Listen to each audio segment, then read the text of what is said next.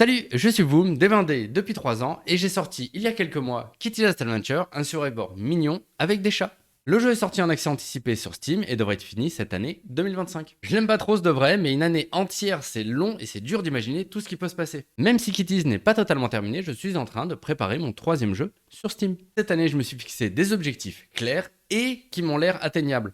Important ça. L'atteinte ou non de ces objectifs va être cruciale pour la suite. Mon but comme d'habitude est de vous parler sincèrement de mes objectifs et d'à quel point je les atteins. Et en 2025 il va s'en passer des choses.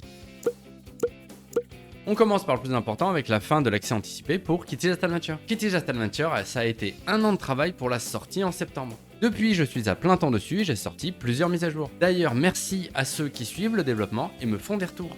À un moment donné, il va falloir sortir de l'accès anticipé, parce qu'il faut bien finir les jeux.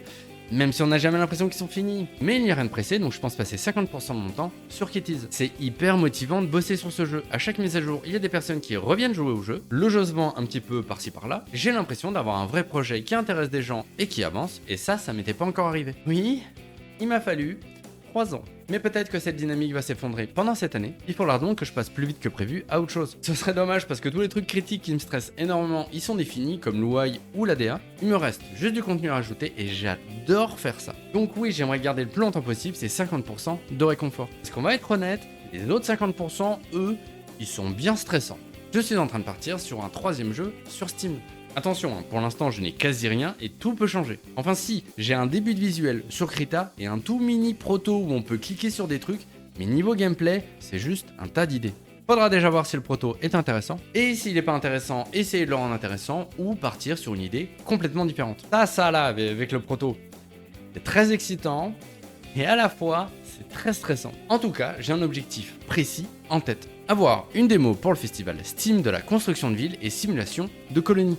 Speedrun une toute petite démo d'un petit jeu et voir si ça intéresse les joueurs et joueuses de la niche que je vise. Vu que quand on participe à un festival, on a naturellement un peu de visibilité, pas forcément quelque chose de fou, mais c'est mieux que rien. Et là, suivant comment ça prend, je décide ce que j'en fais pour la suite. Au lieu de réfléchir tout seul dans mon coin et de devoir trier la multitude d'idées que j'aimerais développer, cette fois-ci j'ai un cadre précis dans lequel je dois rentrer un jeu. Jeu que j'aurais évidemment envie de faire, je vais pas juste suivre une trend qui me parle pas.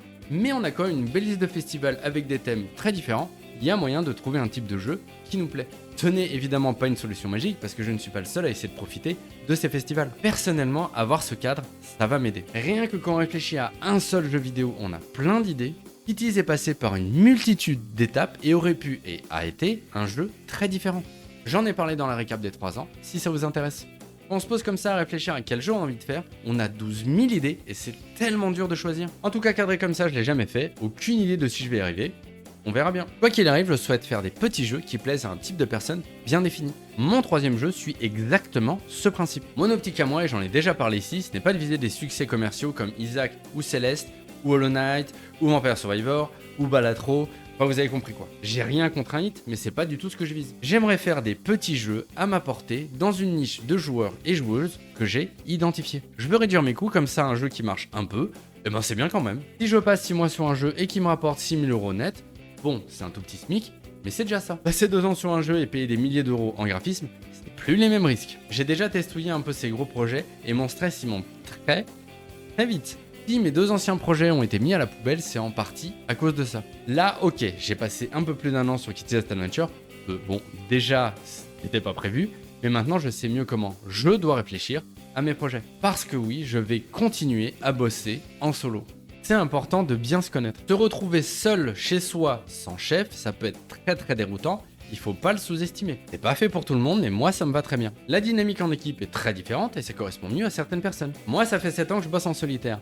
J'ai envie de dire, heureusement que ça me plaît. Mais je me suis posé la question à un moment, est-ce que j'ai envie de trouver des partenaires? Faire des game jams, bosser avec des nouvelles personnes et voir si ça match. Et en fait j'aime bien mon rythme, j'ai pas envie de changer. Je ne ferme pas la porte parce que évidemment bosser sur un projet en équipe où chacun bosse sur ses points forts, tout est plus efficace. Mais là je vais déjà voir si mes nouveaux objectifs me mènent quelque part ou pas. Au milieu de tout ça, Kitties devrait sortir sur d'autres plateformes. J'ai commencé le portage sur la Switch, je ne peux rien vous montrer, mais ça avance bien. Grâce à l'expérience que j'ai acquise avec Scroma, je suis assez serein sur le fait d'arriver au bout. Aucune date, rien, mais sachez que je bosse dessus et que en l'état, le jeu y tourne sur la Switch. Bon, j'ai quand même besoin de faire un peu d'opti, mais ça va. J'ai encore une autre surprise pour Kitties qui devrait arriver cette année, mais c'est pas encore fait, donc j'en dis pas plus, c'est du pur teasing. Ça commence à faire beaucoup de devrais tout ça, vous comprenez pourquoi j'ai un peu du mal à me projeter. Cette année va donc pas mal modeler la suite de mon aventure en tant qu'indé. Peut-être que mon troisième jeu ne va pas prendre, peut-être que mon idée de rester sur des petits jeux ne va pas fonctionner, peut-être que je n'arriverai pas à recréer une DA qui tient la route et je devrais bosser avec quelqu'un, peut-être que Kitty's Adventure va complètement perdre sa dynamique, peut-être que la sortie Switch va faire un méga flop. Suivant les échecs et les réussites que je vais avoir en 2025, il faudra que je réoriente mon cap. Vous pourrez suivre tout ça ici, comme d'habitude. Ça fait encore 1 million de trucs sur le feu. Je sais que je suis assez irrégulier sur les devlogs, mais c'est compliqué de tout faire en même temps. J'espère faire une vidéo rapidement sur mon prochain proto de jeu, parce que ça voudrait dire que j'ai un proto du coup. Merci encore de votre soutien, c'est aussi grâce à vous que je garde toute ma motivation pour la suite. On se retrouve vite et bonne année!